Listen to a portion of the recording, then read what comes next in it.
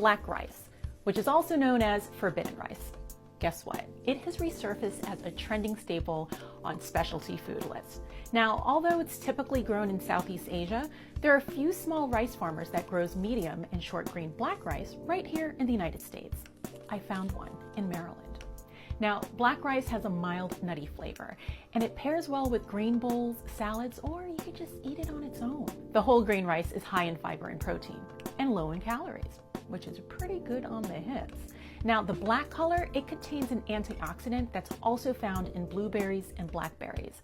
Research suggests that this antioxidant, which is called anthocyanin, I hope I pronounced that correctly, it could help control blood sugar and block absorption of cholesterol. Okay, how long does it take to cook this rice? It's not your typical 20 minutes. It's 45 minutes to an hour. Don't be like me and think that, oh, my rice is going to be done in 20 minutes. No, it's black rice. It's totally different. The absorption rate takes a little bit of time. And some chefs, they suggest cooking the forbidden rice in a heavy pot with a sturdy bottom, which will help keep it from sticking or scorching. But personally, I like a little bun. Now I know what you must be thinking. How much is this going to cost me? All right, well, first of all, forbidden rice, it's sold in specialty stores, farmers markets, and of course, online retailers like Amazon.